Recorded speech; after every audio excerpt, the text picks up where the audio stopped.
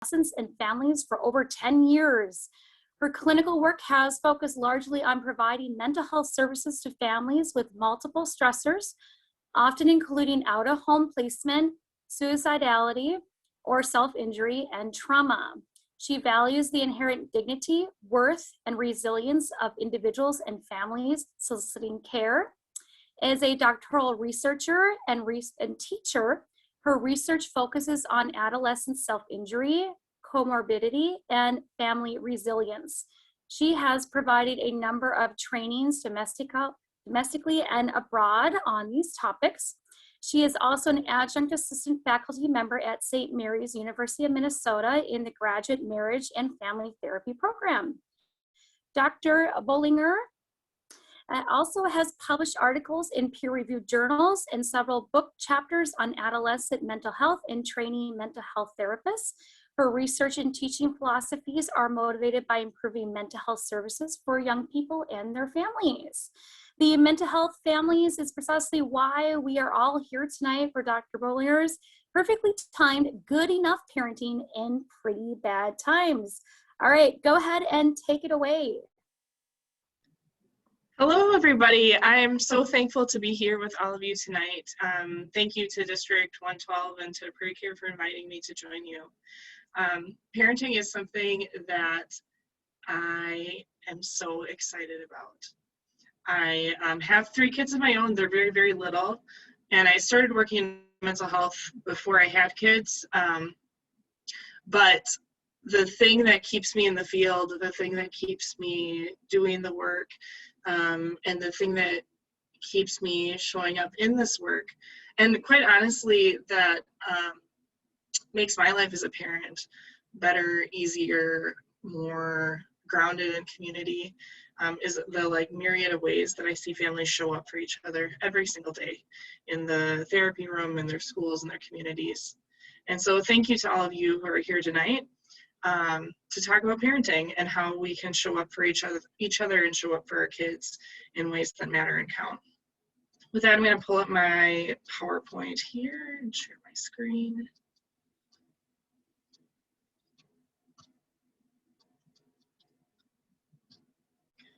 All right. Okay. So I'm hoping you guys can all see that. And I'm looking at the chat window to see. Okay, Melissa gave me the thumbs up, so we're good to go. Thanks. So what I'm talking about tonight, my goal for this evening is really to, one, validate the experiences that we've all had over the past year or so. This has been such a strange, hard, dare I say, many times bad year. I really want you to know that if you're experiencing that, that doesn't mean that something's wrong with you. It means that this year has been wildly weird and strange, and in many ways bad. And I think one of the things that's so exciting as a marriage and family therapist, as a researcher, as a teacher, is that most of the ways that parents parent and that families do family work really, really well. There are far more ways to do things well than to do things badly. And so my hope for today is to help all of you be thinking about that and be thinking about the ways that you're already doing a really good job. So about me, I grew up in rural Wisconsin. Now I've actually kind of been in the field for about 15 years. I started working in children's residential services as a 20-year-old. I'm now 35. Yeah, I have mostly worked in out-of-home placements for kids, so inpatient, residential, and juvenile justice settings through most of my career. Like I said before, the things that make me excited about this work are all of the ways that families show up and are resilient and continue doing the work together, doing the work of life together. If it's feasible in chat, I'd love to hear a little bit about all of you, especially if there's particular things that will make this time useful. And so go ahead and chime in on chat with anything in particular that will make this time most productive to you, or if there are like burning questions that you really want answered. Melissa or Jackie, if you guys could read those questions, that would be awesome as they come up. I'll give a couple minutes for those to come in.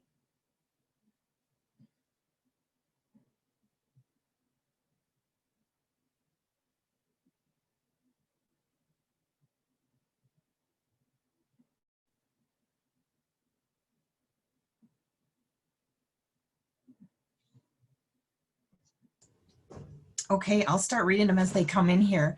Mm-hmm. Please address special needs children and how this is affecting those families. Mm-hmm.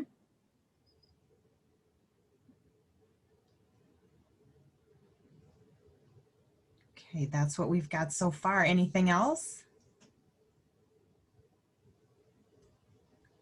As an elementary teacher and having 3 children of my own, childhood anxiety seems to be on the rise. Also, students with sensory processing disorders.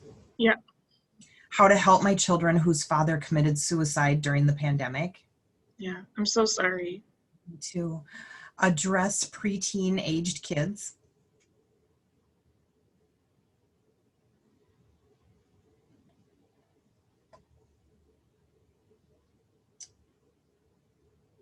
The preteen age kids, oh my goodness, ages 11, 12, and 13. Oh, you got them all. Being a first-time mom in the year plus of COVID with a young one, what kind of effects with limited connections to others? What kind of issues will this bring up? Mm-hmm. Ideas to support parents with small kids. Mm-hmm. Determining differences between normal teen, 16-year-old behavior and mental health behaviors. Mm-hmm. An 8-year-old who can go from laughing 1 minute to full frustration meltdown mode the next.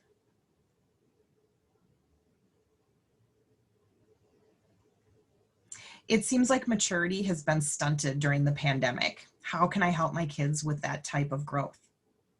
Mm-hmm.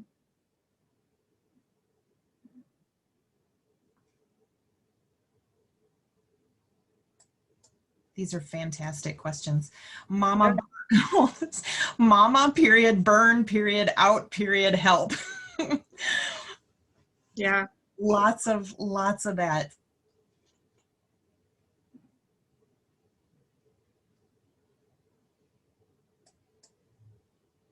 These are great. Yeah. Thank you, everybody. Yeah, that's all really helpful. So I'm going to try to hit on those things as we talk through these slides today. I have one more here.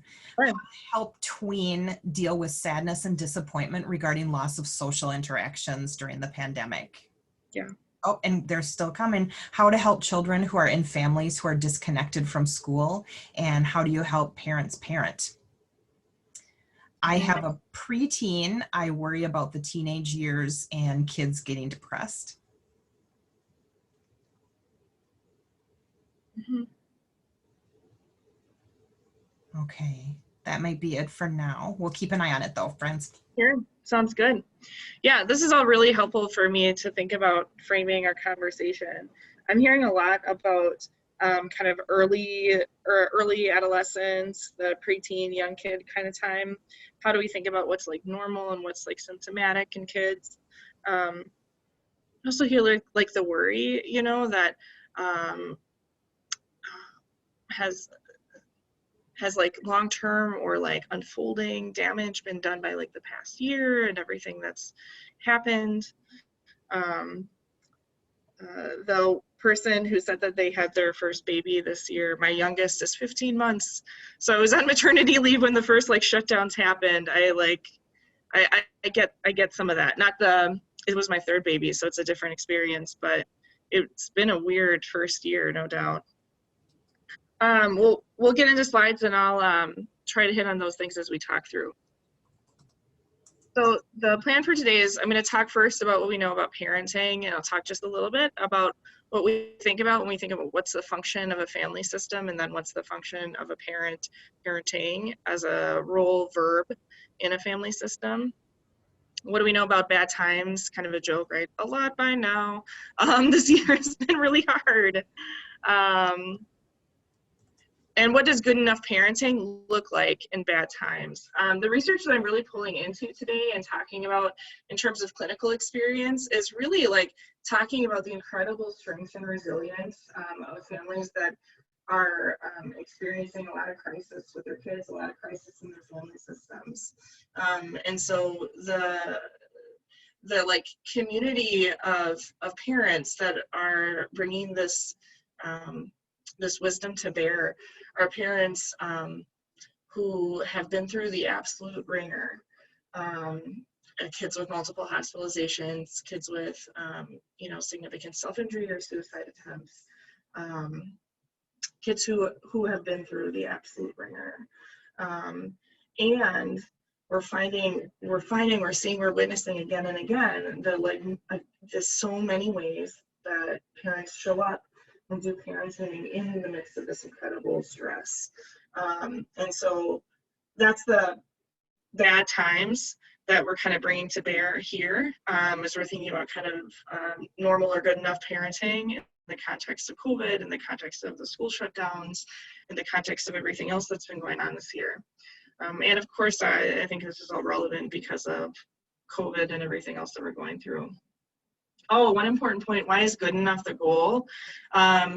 We don't want parents to be perfect. It's not good for kids. Parents who are perfect don't help their kids learn how to fail, how to own up to mistakes, how to repair relationships when you do things wrong. And so good enough is truly the goal because the world is good enough. There's no perfect sunshiny days every single day. Sometimes it rains, sometimes there's thunderstorms, sometimes there's tornadoes. And to have a healthy kid become a healthy teenager, become a healthy adult, we have to be able to deal with the bad things that happen, even when they happen in our closest relationships, in our most vulnerable and needing to be safe relationships with our parents, with our significant others, with our partners. And so good enough is really the goal for parenting.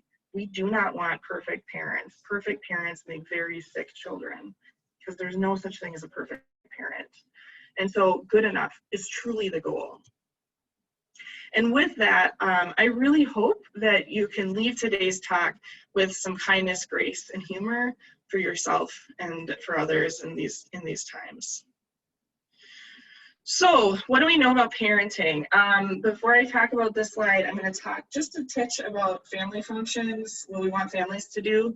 So there's all kinds of ways to be a good family. There's all kinds of ways to be a family. Some of the basic functions that we want families to like meet and have are we want families to have a sense of who's in the family and who's out of the family. You'll hear like therapists talk about boundaries is one way that gets described. There's other kinds of ways to think about it. We'll talk about it like a family shared reality is another way to think about what like anchors a family to itself. But we want a family to have some sense of who's in and who's out. We want a family to be able to care for members who are vulnerable. So that might be elders, that might be children, that might be someone who's pregnant. And life stages, different life stages bring out different kinds of vulnerability. And so we want a family to be some sort of a bonded set of people that all kind of agree on approximately kind of who's in and who's out, and that has a way to care for vulnerable people in that set. We also generally want families to have some kind of shared sense of what actually is, what's real. And that sounds both like very clear and also very subjective, and it kind of is both. One really kind of clear way that I think about this showing up in my family is that my spouse and I, we have children that are both, fully genetically related to us. And so they share, all three of our children share both of our kind of genetic material. And my spouse and I are both early to bed, early to rise people. We're both like pretty rule bound. We like love rules, we love routine, this is just kind of how we are. And there's actually some of that that's probably genetic. So when my spouse and I were parents had us, we both had kind of a genetic kind of trait for being a little bit rule bound. My now 7-year-old has decided that she's going to pick her own bedtime and it is 8:07 p.m. So every night at 8:03, 8:04, we go, hey, Caroline, guess what time it is? And she goes, is it 8:07? And we're like, not yet. You got 2 or 3 more minutes. She goes, okay. And she like goes and brushes her teeth and gets ready to go for bed because she has picked her bedtime. She is an independent 7-year-old and her bedtime is 8:07 p.m. She loves rules. That girl could live and die by a rule. And that's one way that our like family shared reality is showing up in our oldest child. So then getting into parenting, the role of a parent is really about setting some of those things that are real, both like through genetic kind of loading, right? If you have kids that are genetically related to you, there's a genetic loading that happens in how your children think about and experience the world. But also doing some shaping in terms of like how we are in the world. So rule setting, how do we show love and affection? How do we have fun? How do we tell someone that they did something wrong? And so there's been a lot of research about the experience of, function of, challenges to, and ways to amplify or improve parenting. In today's talk, I'm going to try to really contextualize parenting in 3 different functions: anchoring, framing, and launching. For those of you with like the very, very little kids, you want to pay closest attention to anchoring. For those of you with the tweens in our crew, you want to be thinking about framing. It didn't sound like we had anybody with like older teenage kids, but when you're thinking about your older teenage kids, that launching metaphor is relevant. So parenting is anchoring. Starts with parent development, actually. So parents start becoming parents before there's a kid in the picture. What I mean by that is that when you are thinking about yourself as a teenager, when you're a teenager and you're thinking about yourself, a normal thought for teenagers is, I'm never going to do things the way my parents did it. That's like a normal thought. Doesn't matter if you're good or bad, your kids when they're teenagers are going to think, I'm never going to do that. That's pretty normal. And then as you continue to develop and continue to meet people, make decisions about partnering, make decisions about mating, you start thinking about yourself as a parent. There's all kinds of things that impact parental role attainment. So parental physical, mental, social, couple, family health, financial health, fertility and routes to parenthood, general kind of health and development all interact to influence this like pre-conception environment for the child. There's factors in that the parents can and cannot control. And so when we're thinking about maternal health, some of the things that we're thinking about that individual can control are things like nutrition, stress, chemical use. Of course, there's like critical periods. So, you know, most pregnancies, most people who have uteruses realize that they're pregnant right around like 5-6 weeks. And we know that like 4 to like 8 week period is so vulnerable for tetragens, substances that are toxic to developing babies. And so in terms of like what you can and cannot control, that gets kind of tricky with some of those critical periods in pregnancy. There's also factors that individuals can't control that impact development, like having an incompatible blood type with the fetus, getting pregnant at an older age, being a carrier for genetic abnormality, and some of your family of origin experiences. So if you experienced yourself being parented as, you know, when you were a kid, you experienced your parents as like pretty restrictive, withdrawing, not emotionally expressive, and had the experience kind of again and again that like you can't really trust your parents. Thinking about becoming a parent is probably going to be pretty scary and pretty intense. Either because it's like, oh my gosh, parents are like scary and withholding. I don't, you know, what if I'm scary and withholding? Or you know, when I was a kid and I was parented, you know, my parents were scary and withholding, and so I had to carry the burden of all of these generations and do things different, which is a huge weight to carry becoming a parent. And there's these interactive patterns too, or factors like maternal mental health. So we know that moms that have have depression in pregnancy have a tougher time generally kind of bonding to babies after they're born. They're more prone to postpartum depression, right? Which makes it really hard to bond sometimes. And so thank goodness that we do those like PHQ-9s at our postpartum visits, and thank goodness that people talk about postpartum mental health much more than they did even 7 years ago when I was having my first baby. There's some of this that we can control and a lot of it that we can't. And so mental health is one of those things that is really both about what you can and what you can't control. And you can't kind of say, well, I'll do it this way and then I'll have this outcome, because it's more complicated than that. Paternal health too is also things you can control, can't control, and things that are interactive. And so chemical use is one of those things. Factors that they can't control: paternal age, being a carrier for a genetic abnormality, again, some of those family of origin experiences, and interactive factors like environmental exposure. So if you're a farm worker, it's more likely that you're going to be exposed to pesticides, which can impact sperm motility, which can impact your route to parenthood, of course.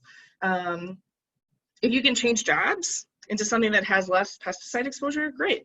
Sometimes you can't change jobs.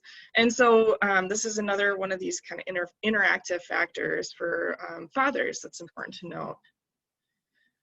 Thinking about yourself as a parent, we call that parental role attainment. Like we said before, it begins before conception.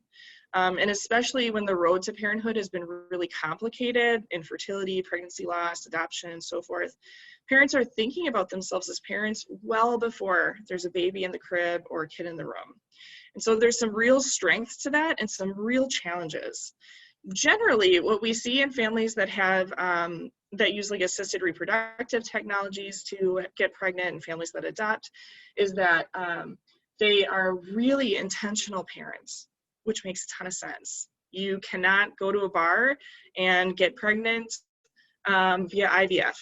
It is just not possible, right? And so parents that conceive through assisted reproductive technologies that adopt are really purposeful parents. They often demonstrate more of the explicit kind of parenting skills that we want parents to do with their kids. Things like talking about your feelings, apologizing, owning up to mistakes, really intentional kind of skills practice with kids around some of those like developmental milestone sorts of things, walking, talking, crawling, bike riding, all that kind of stuff. So some real strengths. There's also some real challenges, and some of these challenges show up more in the therapy room than they do in statistics. And so one thing that can get really complicated particularly for adoptees, is that sometimes the feeling for kids that are adopted is that on some level, I feel like I owe my parents for adopting me, and that doesn't feel quite fair. And on some level, parents have talked about this experience too, that on some level, my kids should be really thankful for me adopting them. And that gets to be a really complicated, hard, on some level, transactional expectation in families that is really important to like tease out and think about in therapy when that's the case. And so statistically, families that use assisted reproductive technologies adopt are better parents than parents that have kids through kind of typical means. At the same time, there are complications that show up in the therapy office that are really important to be like talking and thinking about, particularly if it's showing up in your family. Attachment, once this baby's born, is where people set their anchors. It's the route by which people learn what the world is, and it's foundational. It's a scaffolding on which everything else comes as a young person. So lots of things impact early attachment. The person who asked about, this is my kid's first year, I don't really know like what this is gonna be. To like answer the question as much as I can right now, any kind of impairments will likely wash out. Kids start thinking about, you start wanting kids to do parallel play, like playing with other kids, right around like 15, 18, somewhere in the like 15 to 24 month kind of realm, and so if your kid like mine is currently 15 months, right, and hasn't been in a whole lot of daycare, hasn't done baby play times or whatever, don't stress. It's not a big deal. Your kid will be fine. Take care of yourself. It will work out. right? Kids will catch up. There's such a wide range for normal in child development that things will wash out. Any kind of concerns that are related to the year of being home will likely wash out over time. I'm just peeking to see if there's other questions you guys asked that I can answer here. Mom burnout, yeah, for sure. We'll keep hitting on it as we go through today. I wish I had a better answer than like, yeah, that's true. It's kind of why we're here. But we'll keep kind of hitting on this. I guess the reason I think about the mom burnout thing here is that postpartum mental health, you know, if you are feeling like your sleep is interrupted, if you're feeling tired but you can't like fall asleep, or you're like, or have to keep moving, or something terrible will happen, if you notice yourself not eating, or like eating like much more than you usually do, but especially like the not eating, that's a bigger one to worry about than the eating much more. Or notice yourself really feeling like just totally not like yourself, or if people you love are saying like, hey, you're not like yourself, it's a really good idea to talk to your primary care doctor and get some ideas, or see a therapist, you know. It's such a hard adjustment having a new baby, and everything else that's been going on. There's all kinds of factors that impact the 4th trimester, that like 3 months after birth, and early attachment. These are personal, familial, social, community, policy factors, the whole kit caboodle. There's 4 main types of infant-child attachment. Most babies have a secure attachment style, which is what we want. Something like 80–85% of babies end up with that secure attachment style. And what that means is that they can trust that the world around them is generally safe, they can generally impact the world, and that the world will generally respond in ways that are caring. And so the baby crying in the crib learns that most of the time when they're crying, their parent comes most of the time and soothes them or feeds them and makes sure they're clean and happy-ish, right? As happy as you are when you're a new baby and you're no longer in your mom's uterus and, you know, out in the cold, harsh world. And that you'll be okay, that someone will come when you cry. Attachment is generally stable across the lifespan. We're going to watch a quick video. So go ahead and take a couple minutes. Jackie or Melissa is going to pop this into your chat. So go ahead and take a couple minutes and watch the video, and you can turn off your cameras, mute while you're watching. Okay, it is coming. And you want just the still face experiment now, right? Yep, just that one right now. All right, hang on. Mm-hmm.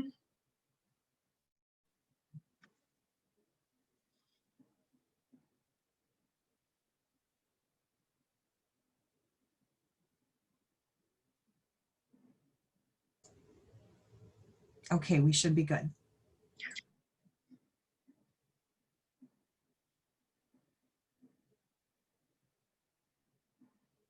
So we'll give you guys about 3 minutes to watch that. I'm just gonna turn off my camera and mute when we get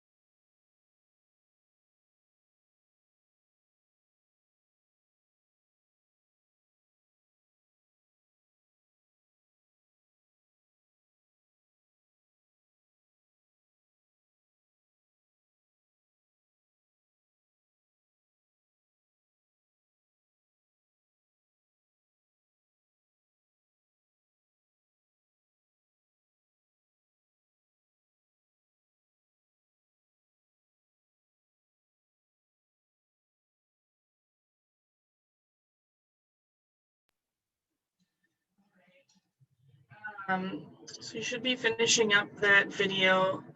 Go ahead and take a minute or so and pop any initial kind of thoughts into chat or reflections.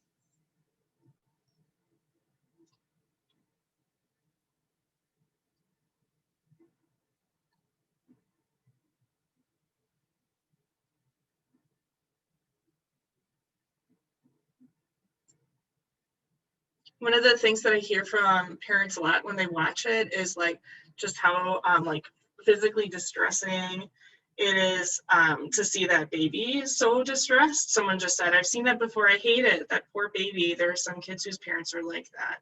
Oh, and someone else said, that was a very brave mom, absolutely. And someone else said, yeah, that's powerful. It is, yeah. I think that what they're talking about there, so this still face experiment is about attunement. And so looking at your baby, kind of paying attention to what they're doing, how they're doing it, paying attention to their body language, playing with them. That's all really good stuff for babies. And it's like pretty ordinary stuff. One of the things that has always, I was just trying to remember what it was, and I couldn't kind of pull it out of my brain right now.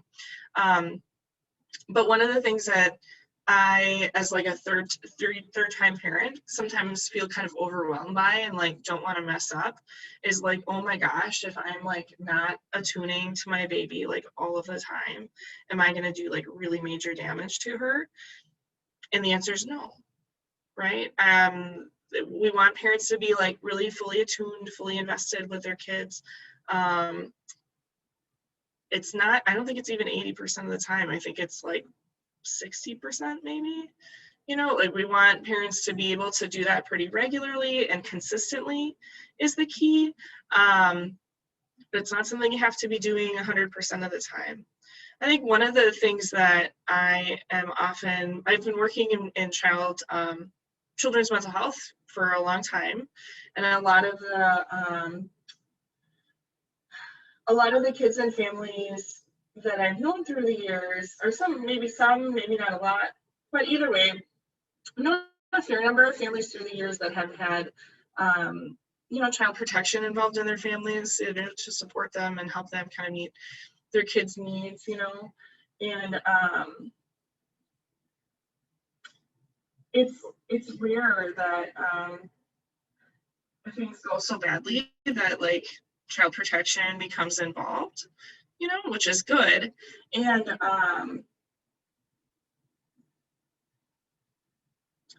even the kids that have child protection involvement, even the families that have child protection involvement, there's still like strength and resilience that shows up in these families.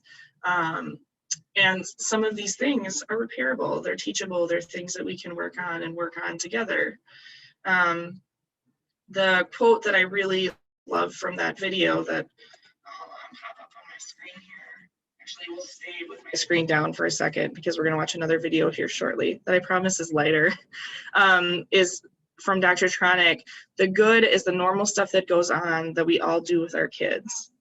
The bad is when something bad happens, but the infant can overcome it. The ugly is when you don't give the child any chance to get back to the good. There's no reparation. They're stuck in that really ugly situation. And again, the good is really common. Most parents do this. And even the parents who are really having a hard time with it, a lot of the times they get back to it. Or the next video that we're gonna watch is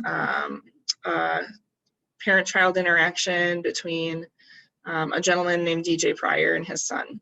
Jackie, do you want to pop that in the chat? Thank you. So go ahead and watch that. That's about 2 minutes.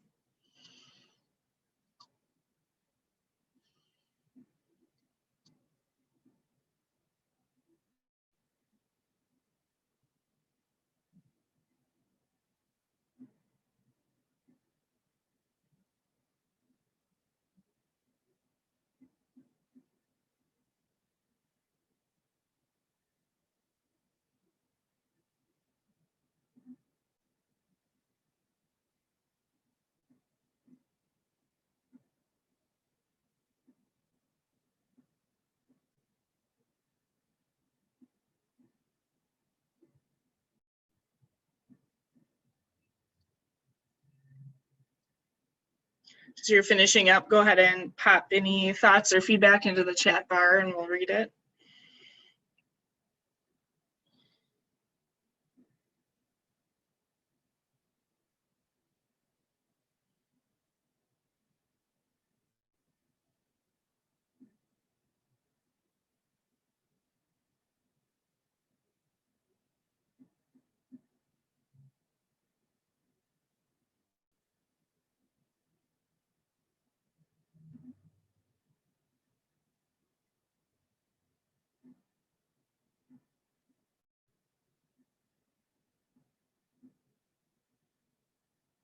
Don't see comments yet. You might still be watching.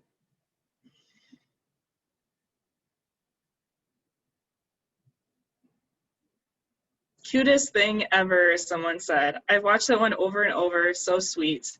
Ditto. I really like that video. This is a video, for those of you that are watching on the recorded webinar, of a dad and his son talking. The son is maybe, gosh, like 10 months oldish, I would venture to say. Someone else said, so cute. And the baby's just doing baby talk, just blah, blah, blah, blah. And they're watching TV, and the dad is sitting next to his son, kind of leaned back and responding to his son like he's an adult, you know. So the son goes, blah, blah, blah, and the dad goes, someone else just said, I feel like that when my teens talk about video games. LOL. That's good. I imagine so. And the dad goes, oh, really? Yeah, I know, right? And he's just really engaging with his son in this beautiful way. This is so ordinary and so common and so beautiful and so powerful for kids' health. I'm gonna hop back into my PowerPoint with you guys.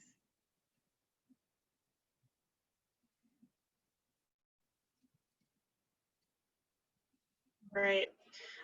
And so again, this infant nearing piece, effective parenting in infancy is really common. Again, for the mom who had the parent who had their first baby here during COVID, chances are your baby is just fine. And chances are you're good. And it's always okay to ask for help.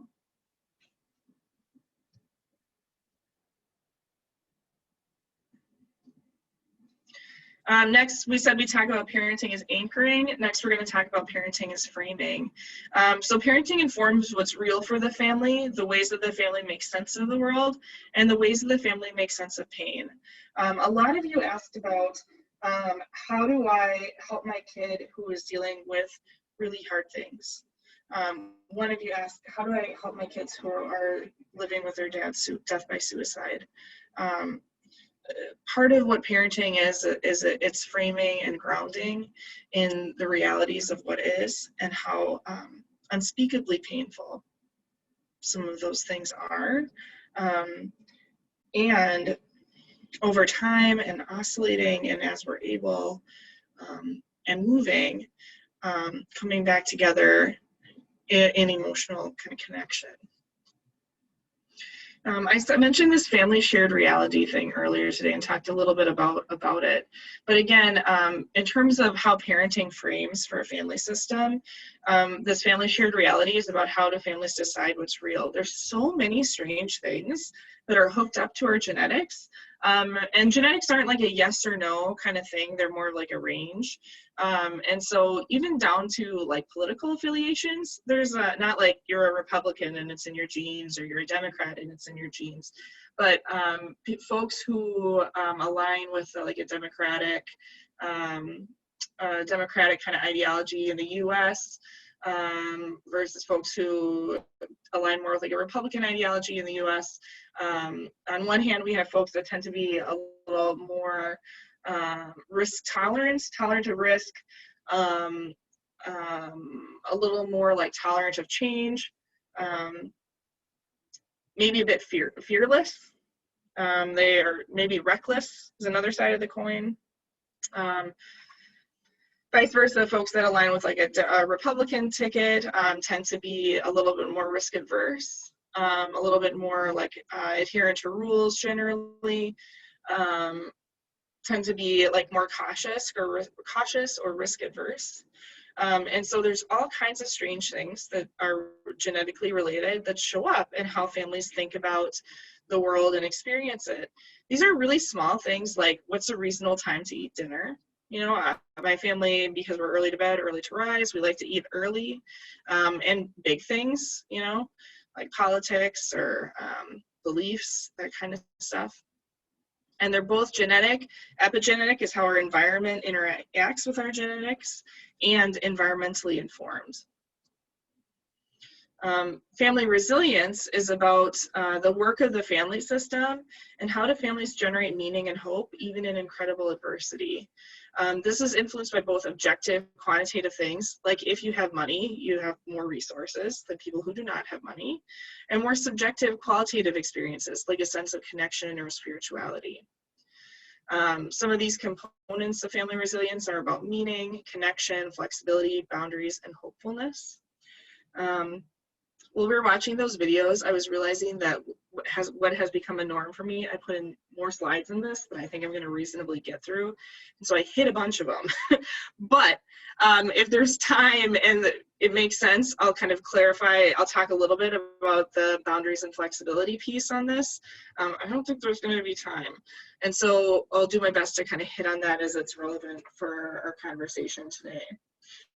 Some of the questions you brought up that I think are important to pay attention to for this piece are about like connection. So how do we help our kids and our families and ourselves maintain connections, even while during most of the past year, we've been directed to be pretty like isolated to our home groups, and kind of making decisions about that and what that means and how do we be hopeful. I think flexibility is another really big one in times of crisis. Ambiguous loss is, I think, a big part of what you guys talked about in terms of questions here. So an ambiguous loss is an unresolved loss with mixed components. So there's one kind of physical loss where you have, or excuse me, ambiguous loss where you have a physical absence and a psychological presence. An example of that would be like dad's in the armed forces and missing in action, or this is a Minnesota crew, so I imagine that we're all familiar with the Jacob Wetterling case. Just killed me to hear that this, and I know that they found the guy that murdered these poor kids a couple years ago now, but when that happened, you know, they did all this news coverage of the case again and what happened with it. And for those of you who are watching this on YouTube and are not familiar with Minnesota or this particular case, back in like the 90s, I think, 2 boys went missing from a rural town in Minnesota. And for 30 some years, the parents kept their porch light on every night. They kept it the same landline, never converted entirely to cell phones, always had the same landline number, and never moved with the hope that their son would come home. He, of course, didn't. But that is such a clear example of a child who's physically absent, but psychologically very present in the family. Another example of ambiguous loss is physical presence and psychological absence. Of course, kids or family members with mental illness or parent with dementia. Those are really clear examples of that. And a fair portion of my research over the years has really focused on how do families make sense of the ambiguous loss that comes up with childhood mental illness. Importantly, when kids are struggling with mental health problems, most mental health problems don't last for a long time. Most of the time when you get treatment for mental health symptoms, things get better pretty quickly. You know, there's a lot of kind of mental health stuff that's sort of like the cold or the flu of our emotional health. And so if you're hearing this and thinking, oh my gosh, my kid is a little bit anxious, so they're going to be like this forever, I'm going to try to like alleviate some of that worry. Seeing a therapist is always a good idea. Being sure your primary care doctor knows what's going on and talking with them is always a good idea. A lot of the parents who participated in interviews and studies with me over the past 10 years or so have had kids that have struggled for a really long time with different mental health problems. Some were parents that I interviewed who were in their 80s or 90s and had adult children. And so I'm kind of pulling all of that wisdom and hopefully bringing it to bear with all of you today. When we're thinking about how do we do good parenting, good enough parenting in these really hard times, because these parents that I've had the true pleasure of getting to know have been doing good parenting in really hard times. And so I hope we can draw upon their wisdom. There's one way that families talk about ambiguous loss, like it's just absolutely devastating. It changes the rules, it changes the game in every single way. So this is a quote from a woman in her 80s who had an adult child with depression, anxiety, and substance use disorders. She said, "How is it devastating for me? Well, I felt like I couldn't tell anyone. I couldn't say shame, but I know that there's a lot of stigma attached. It was devastating because I didn't know how it would affect her life. It was devastating in the fact that there was nothing we could do to prevent it or to help it. We could just get her support. Do research and find out what her future would be like. It was devastating because she has a dual diagnosis and there's a lot of other problems associated with that. And then you wonder what came first, the mental illness or the other problems that she's having." Also, one really kind of tricky part of ambiguous loss experiences that I want to bring to bear in today's conversation is that because these experiences are complicated and there's often elements of community grieving that there's no rituals for. So loss of prom, loss of sporting events, this is, not the same as like a catastrophic illness, of course. And it's a loss of kind of regular school pictures. You have your frame with the kindergarten, first grade, second grade, third grade, etc. And the second grade picture is just kind of missing, or it's taken in front of your fridge instead of taken on the blue-black background. That's a loss. And it's this community, collective, ongoing grieving without ritual. And so part of what becomes complicated there is that because these ambiguous loss experiences are so complicated, a lot of times people who are at the center of them or are experiencing additional losses in the midst of community loss, they're put into a position of caring for others while they're in the midst of grieving themselves. So one mom that I interviewed who was in her 20s who had a child with some pretty serious physical health problems and anxiety, talked about how it's really isolating. She said, "I mentioned it to her daycare provider, just mentioning, she'll be out a couple of weeks in the spring for surgery, but she doesn't know yet." And so the daycare provider, just broke into tears when I told her. I tell her and she starts crying, and I just feel so bad for her. And here I am, her mother, and I haven't cried over it yet. And I guess I probably haven't had time to.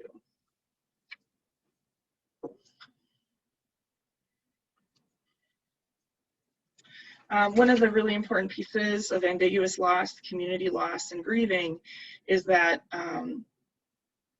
this line, I would just say that different moments of life can bring up that grief again, because it's an ongoing loss and because I see my son's dream. And so this is another elder who was talking about how difficult the road had been for her and her son. I'm just going to pull some of the quotes from this kind of longer narrative. But she said it's an ambiguous loss because you've lost the person that was there. From my son's grade school class, there was another family where the father had died of a heart attack, and then the mother and the only child there. The daughter was killed in a terrible traffic accident when she was about 16, and the mother was in the car as a passenger and went through an extreme injury and has recovered. And of course, there was this extreme outpouring of love and support, and she's almost seen as a heroine. Whereas, I think that people run away from mental illness. And now people talk about if you break your leg, people will bring you lots of presents and help you. Or if you go to the psych unit, there is not that kind of outpouring.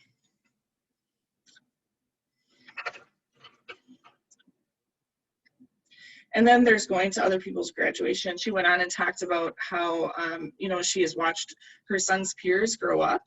And this mother had a son with schizophrenia.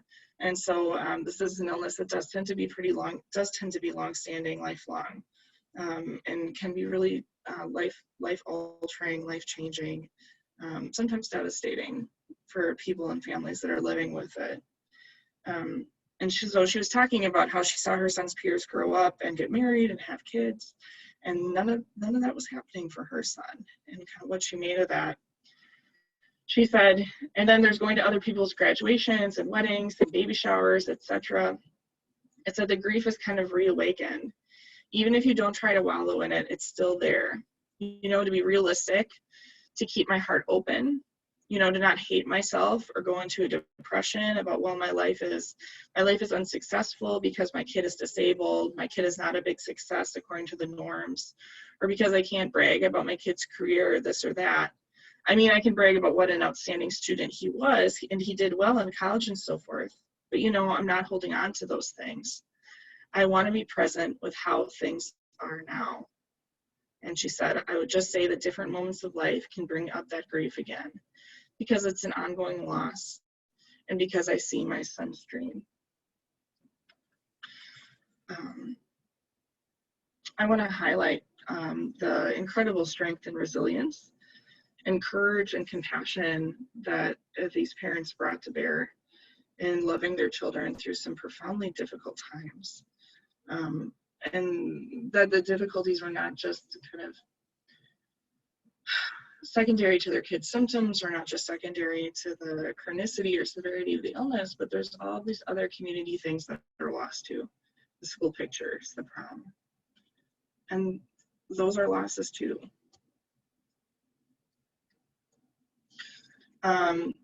Thinking about loss in COVID-19, Carver County's population is about 105,000. In Minnesota, as of Friday or Saturday, there were about 7,100 deaths in Minnesota due to COVID-19. In the US, as of Friday, Saturday, there were 570,000 deaths, and world deaths due to COVID-19, 3.7 million. This is unbelievable. I've never in my life lived through this, and I'm sure that no one else on this call or in this webinar has either. Complicating all of this too is, of course, that there's a disparity in the death rate and the rate of serious disease that follows other predictors of healthcare inequity and disparity.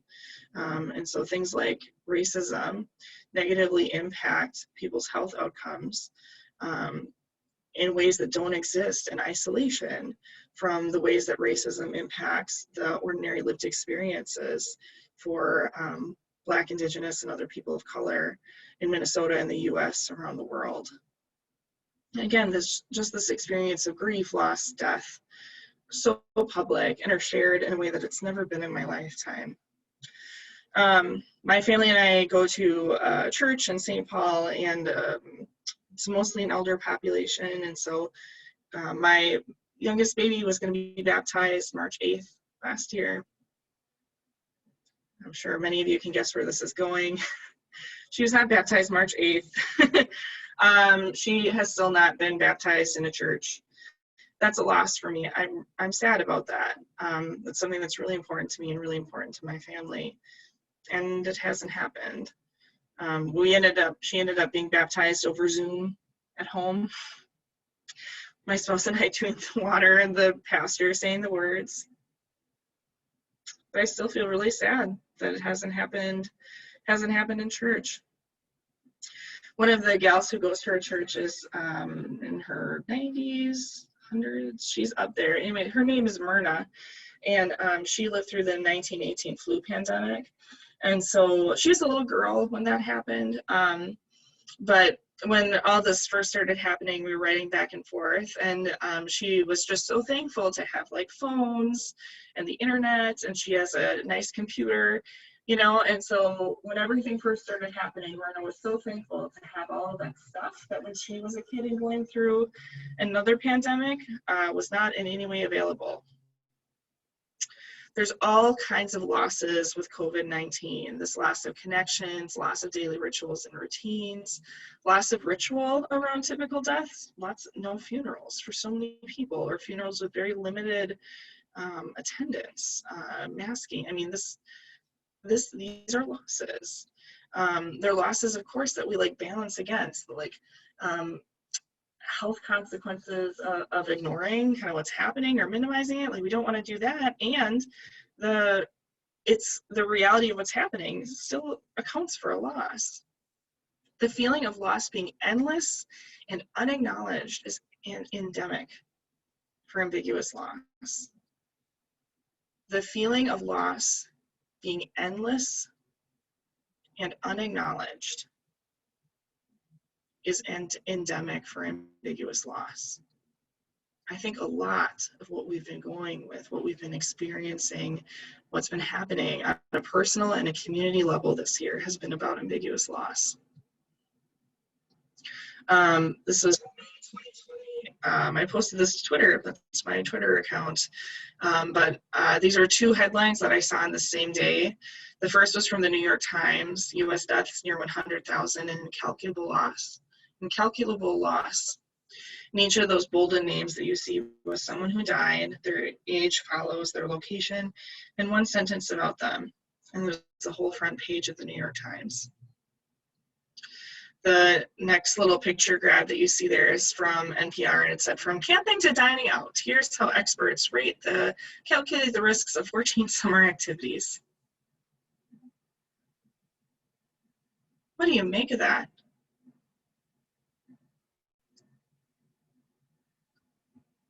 This has been a year of such incredible whiplash.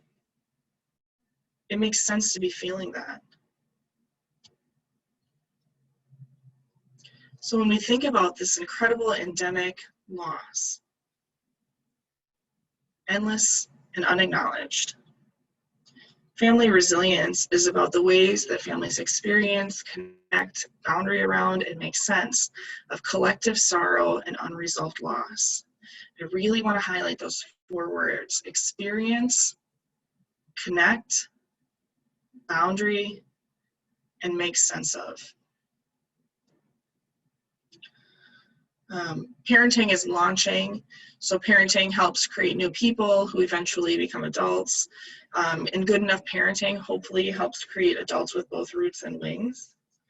What I mean by that is that they have a sense of who they are, where they came from, they have solid ground to return to, and wings, so they can live lives that, like, as their parents, we would have never imagined. If you would have told Myrna as a 6 or 7-year-old girl that during the next pandemic that she would live through — Myrna's still alive, by the way, she's doing really well. She and her husband Lyle are now fully vaccinated, and so they've been going down for walks in Mears Park and are just loving it. So that's been nice to see. You would have told Myrna that the next pandemic that she lived through, she'd be like talking to people through a screen that's a computer that she fits in her pocket. And what's a computer? This would have been a life that she could have never imagined as a little girl in 1918. And one of the amazing things about parenting is that there's an element of it that's almost, that's just kind of eternal, is undying. As you have children, raise children, there's a part of you that will live forever, and that's really cool in them and the people that they encounter. So what do we know about bad times in families? Families experience bad times both as individuals and collectively. So each individual person in the family system is experiencing their own separate stress, their own separate experience of what's happening that's a little different from everybody else in the family.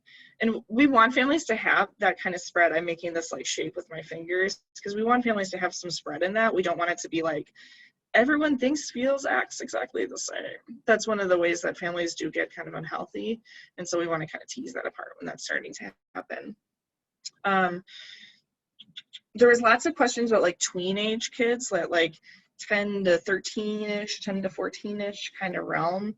Tweens are really neat. They're kind of in this neat stage where they're moving, kind of still kind of kids, like still experimenting with childhood, but also like experimenting with thinking about like a teenager self. And so they're kind of in normal development. They should be in a spot where there's times where they just seem super young, much, much younger than they are. And also times where they seem much, much older than they are. And so that kind of like extreme swing is like very normal in the tween years, and it's something that we kind of want to see in terms of like we want them to be experimenting with these two different things. So with that, like experiencing bad times both individually and collectively, on the individual side, your tweens particularly are going to be probably like the most confusing, because they're sometimes going to be really aligned with the family, like the family norms, the family shared reality with how you're thinking about experiencing the thing. And sometimes it's going to be like, where did you come from? What are you saying? That's an experience that you can probably expect with your tween age kids as they're kind of going through all of this.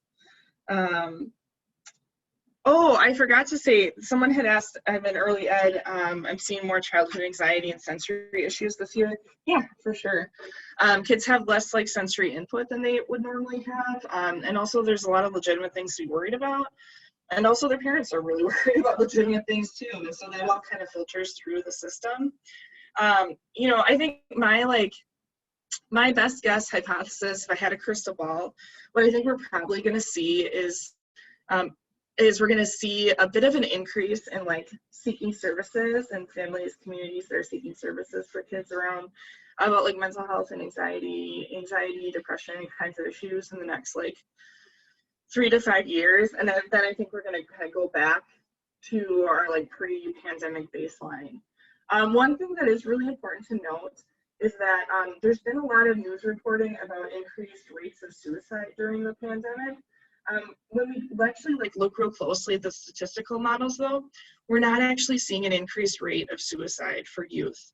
Youth defined at ages 0 to 24. What we're seeing is like increased access to services for mental health. We're seeing an increased number of emergency room visits. That is true. But we're not actually seeing an increased rate of suicide. And so that's an important kind of like media literacy kind of thing to have in your mind and on your radar. And like, well, I as a parent worry about my 7-year-old, right? Like she gets really worried about this stuff, and I don't know if some of it was going to happen either way, because she's, you know, moving from kindergarten to first grade, new baby in the family, all that kind of stuff. But like she's been a little more kind of anxious, and we have her seeing a child therapist now to like help talk about and think about her big feelings, right? And so, and even being a therapist, I was kind of like, oh, I've never saw her seeing a therapist. What does that mean about me? And I'm like, oh, Anna, this just means that you're a parent with a kid. It's having a hard time. It's okay to look for help when your kid has a hard time. And I had to like remind myself of that, you know? And so kind of weird, like I add that caveat because on a personal level, I worry about my kids. I worry about my kids and I want them to do well and I want them to be happy. And there's a part of me that wants them to be like totally unimpacted by all this stuff. Like I want them to just like be like ordinary kids, do ordinary stuff. Forget all this like masking and social distancing and get back to last year. My preschooler was in virtual preschool for the first part of this year. Oh man, she knows how to mute a mic like better than my dad does. And so like she's good on like video call etiquette in a way that is both surprising, kind of cool, kind of disappointing, all of those things. And so on a personal level, I worry about my kids. As a professional, as a community member, as a citizen, that we're talking more about mental health than I think we have in years. That mental health, getting help for mental health symptoms, and having like destigmatizing conversations is becoming really normal. And on some level, that we're seeing this like increased number of emergency room visits, not in the way where I'm like thankful that people are suffering in that way, but in the way that people know that there's help available and that people care. And that there's support. Those are things that make me hopeful. So on a personal level, I worry about my own kids. And as a professional, I feel really hopeful that there's a part of what we've experienced in the past year that's going to make those of you with tweens, their teen years, a lot easier because they'll be able to talk about this stuff in a way that they wouldn't have been able to because it wouldn't have come to the same kind of crucible fire as it did this past year. These were some of the slides I ended up hiding because I was like, oh, I'm not going to get through this because I'm talking a lot. You guys, we have 20 minutes left. So I'm not going to talk about the circumplex model. I'm not going to talk about family stress theory, but I am going to talk about this mastery tolerance model today. So this is a model that I developed based on the research I've been doing over the past 10 years. And this is talking about ambiguous loss and outcomes for families. Outcomes exist on two continuums. On one continuum, we have mastery versus learned helplessness. On the other continuum, we have tolerance versus intolerance for ambiguity. And so you see that kind of laid out on a grid here. On one hand, we have folks that have a high orientation towards mastery, which means the belief like, I can do it, I can impact outcomes. If I do something, something will happen. And also a high intolerance for ambiguity. Families that are in that kind of quadrant tend to have poorer outcomes. There's often a lot of kind of blaming or shaming the person with the illness or the people who are most impacted by the loss. There's a lot of anger and animosity towards yourself and others because the belief is that if I just thought differently, this thing wouldn't exist. Or if I just did this, then I could fix it. And the whole deal with a lot of ambiguous loss is that you can't fix it. It just is. That's really, really painful and really, really hard to be with. And it just is. I'll talk through all four of these quadrants, but generally we want families to be in this like mastery and high tolerance for ambiguity, but we'll get there in a second.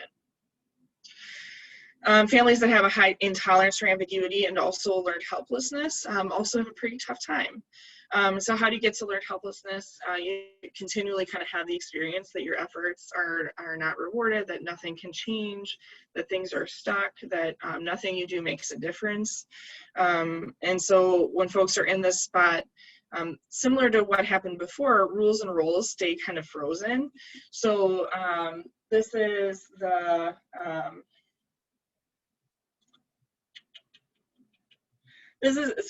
a not like super serious example of that would be dad cooks the dinners every night for the family.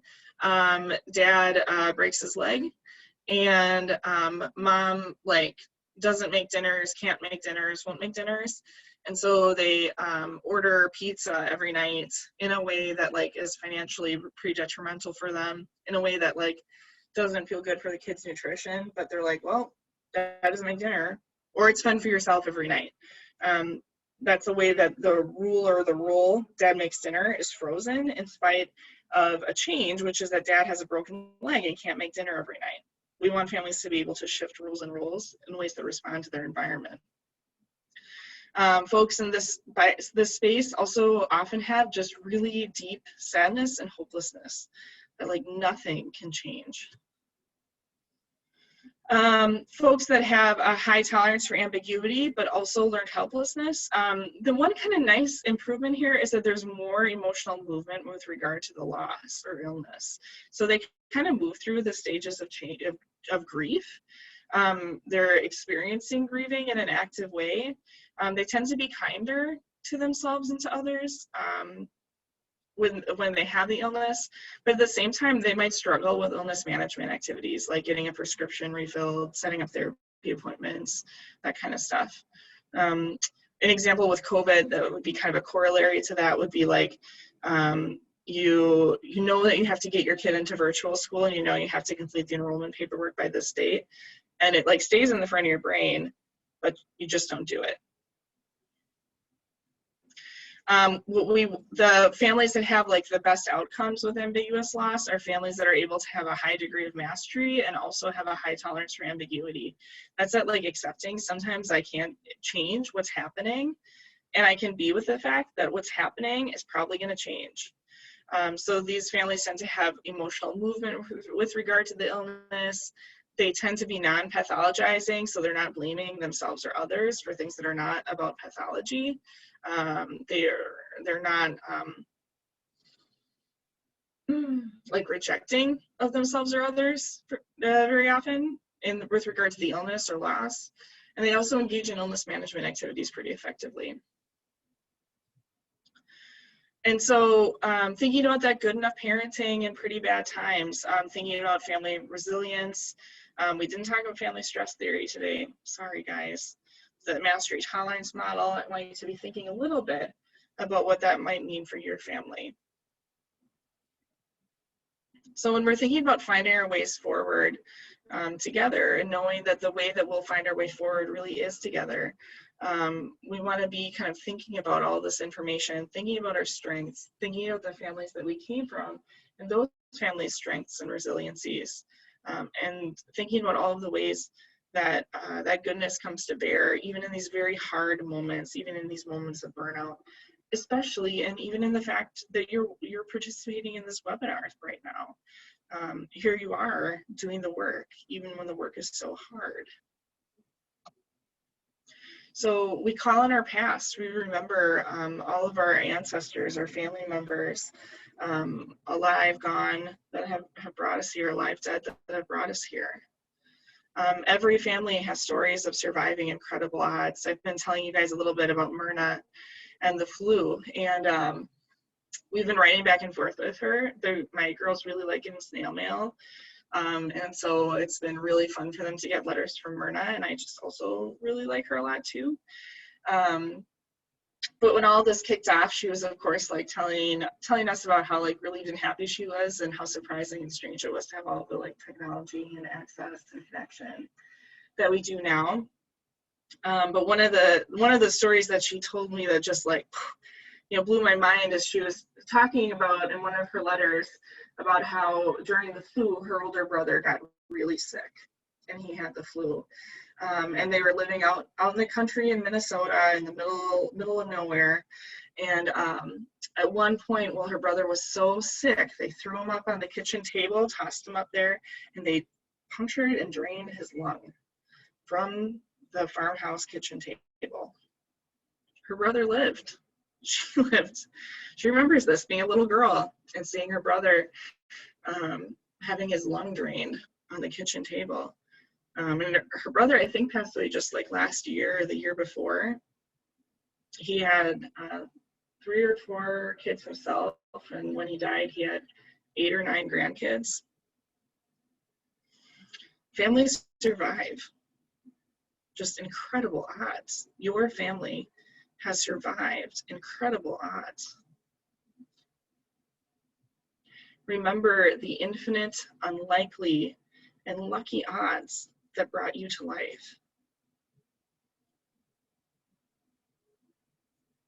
And remember that that infinite luck that has brought you here has not abandoned you.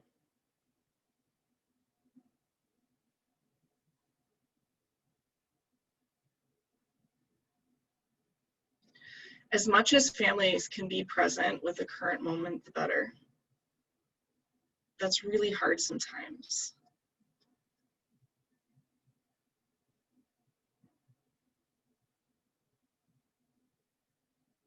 And the more that we can be with whatever's happening, good, bad, benign, the whole thing, the more that we can help our children be with what's happening, good, bad, benign, the whole thing.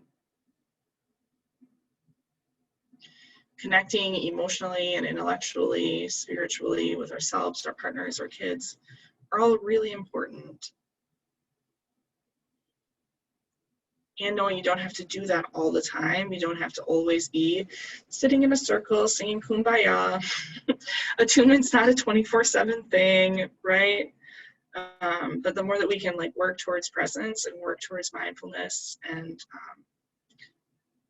that mindful acceptance of what is, the better. What's happening right now is really happening, whatever it is. Dialectical behavior therapy is a really neat kind of therapy mode, and it really talks about how some things in life are not changeable, and we just have to be with them.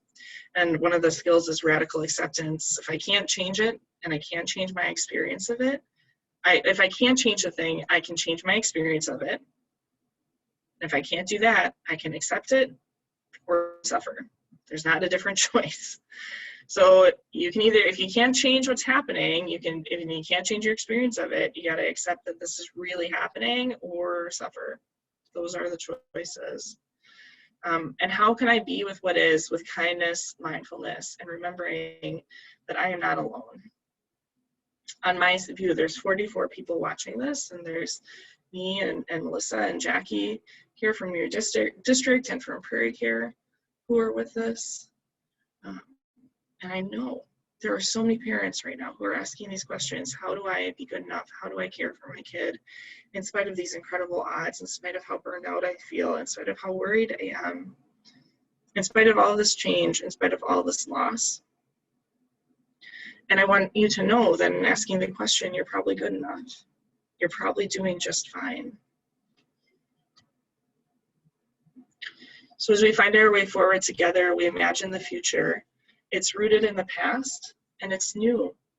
We have no idea what's coming. Poems, stories, songs, history, all inform what has been, and what we together will create what will become. So a short poem I want to share with you guys. This is by Lucille Clifton, called Won't You Celebrate With Me? Won't you celebrate with me what I have shaped into a kind of life? I had no model. Born in Babylon, both non-white and woman, what did I expect to be except myself? I made it up, here on this bridge between starshine and clay, my one hand holding tight, my other hand, come celebrate with me every day. Something has tried to kill me and has failed.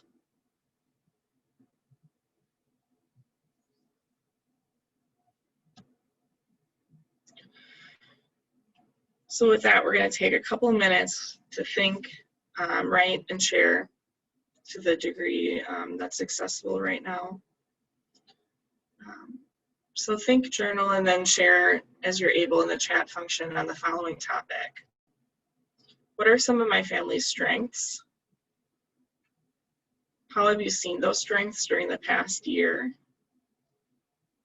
And what hopes do you have for 5, 10 years from now?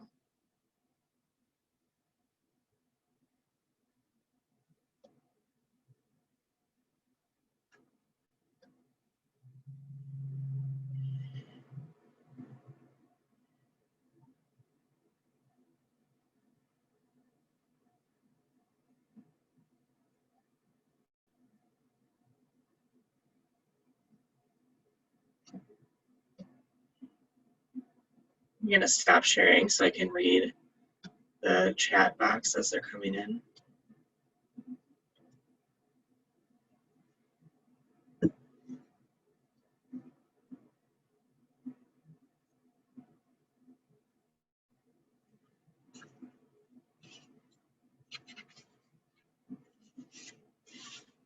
Janice, I see your question. I'll get to it. I'll answer that in a couple minutes. Okay.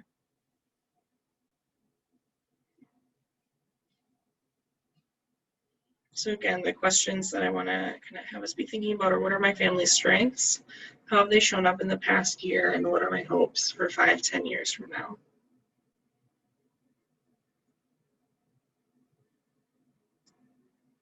Someone said humor, shared interests, dinner, board games together. That's all really lovely.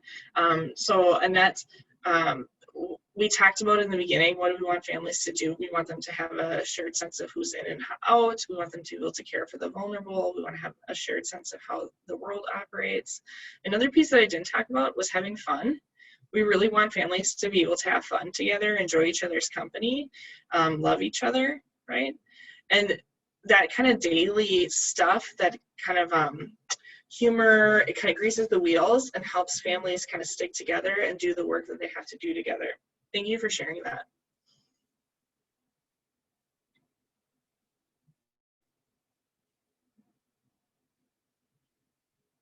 Someone else said, a sense of humor has helped tremendously this year. My hope is that 10 years from now, we are better for having gone through this time with humor and appreciate the normal days. Someone else said, strength, love shown so many ways in 5 to 10 years. My kids grown, living on their own, independent adults, absolutely. Someone else said, strength, we are a resilient family, absolutely. We've had to walk through some challenging times, and we seem to be able to link arms together and support one another.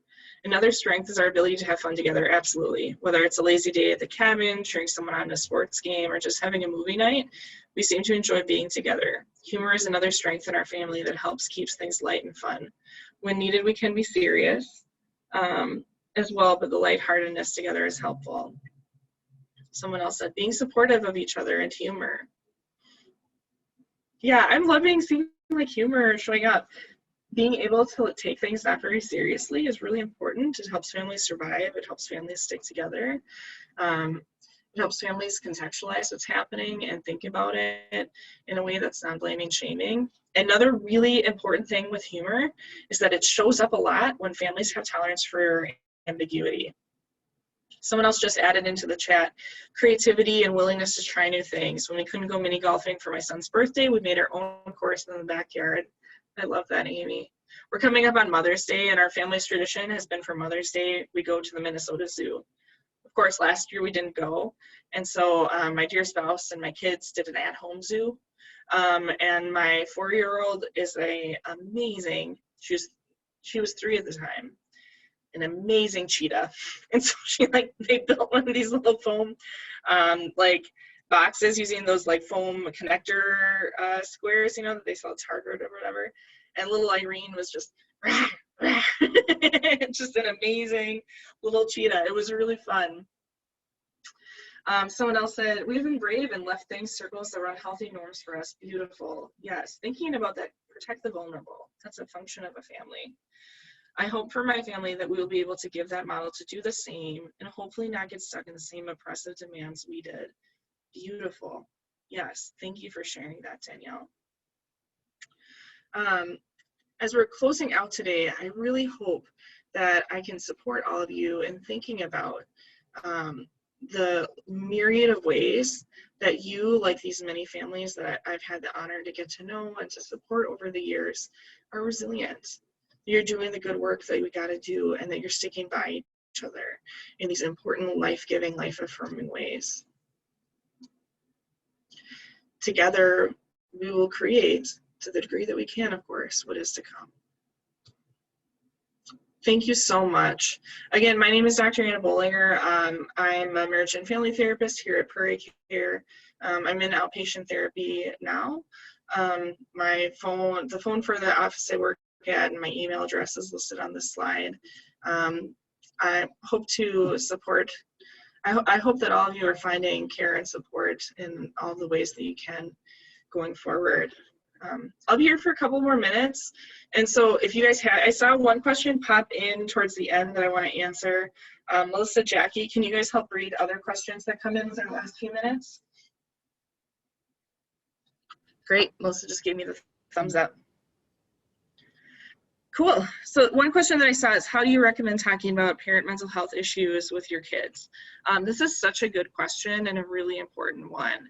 I think talking about it in a way that's developmentally appropriate is gonna, I'm sure that's jargon that you guys hear all the time.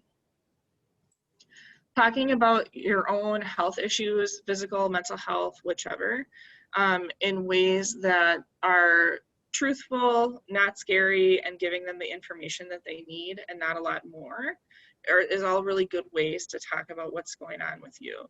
And so I think I can't recall if the questioner was asking about like a preteen age child, but I'll talk a little bit about what that conversation might look like with an early elementary kid, a preteen, an older teen, an adult child. So early childhood, parent has depression. It's a tough day. Maybe you're waiting on a prescription refill, or gonna start seeing a therapist again, but still really feeling it. Oh, Johnny, you're such a good boy and I love you so much. I'm having a really tough time today and it has nothing to do with you. I'm gonna take 5 or 10 minutes and just kind of hang out here, and then I'm gonna sit on the ground with you, and I just love you so much, and I will always love you. So you heard me really focusing on the kid, focusing on no matter what, mom loves you, and sharing just a little bit about what you need. early elementary school kid.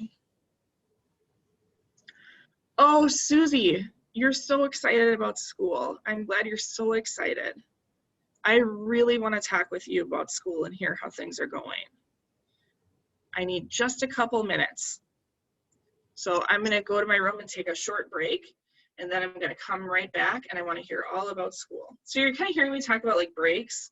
So one place that I think it's particularly important and relevant to like talk about your mental health with your kids is when your mental health is showing up in the room with your kids. As we get a little bit older, there might be ways that you talk about it when it's like not really in the room, you know, or it's not in the room in such an explicit way. A teenage kid or a preteen kid,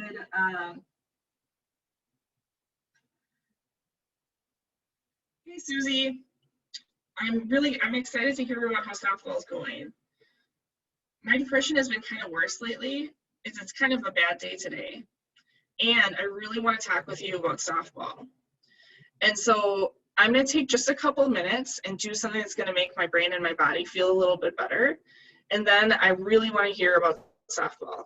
Can we set a timer for like 10 minutes and then I'm going to come back and talk with you about it? And you can tell me about it. So this is the first time that you heard me say my depression is worse with this tween kind of kid. The reason being for that a lot of times kids in that like middle school, high school age, also like health curriculum, thank goodness. I mean, like health curriculums are teaching about mental health in ways that are totally different than from when I was a kid.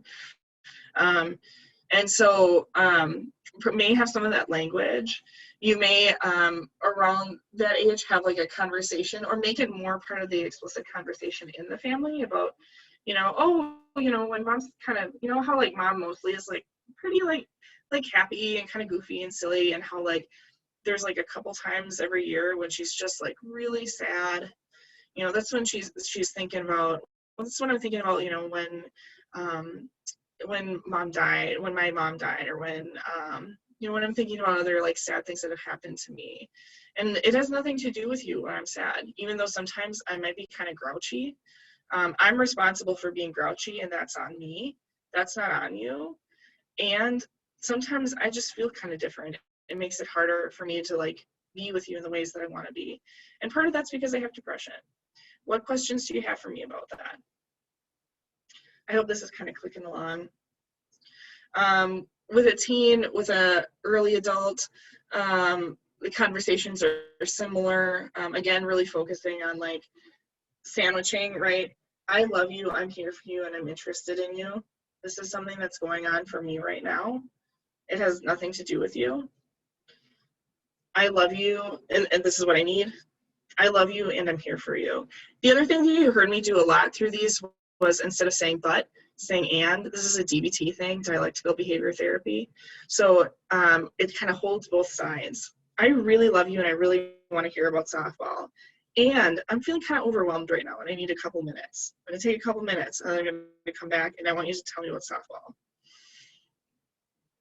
I can't see your faces. If we were in person, I would say, does this make sense? And then if they're like quizzical faces, I'd say, tell me what your question is, but I'll have to make do. Oh, someone said, oh, good, that's 90% of what I say or do. Excellent, well done.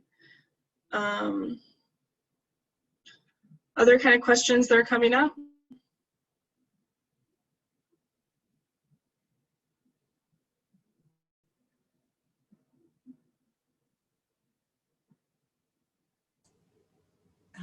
I don't see anything else at this time.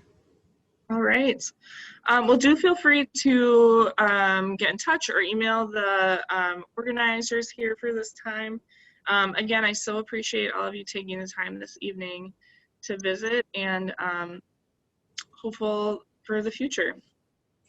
Thank you everyone for being here. And just to mention real quickly, we'd love to have you back on May 11th. Melissa Solom from District 112 will be presenting on social emotional learning. So watch for details on that.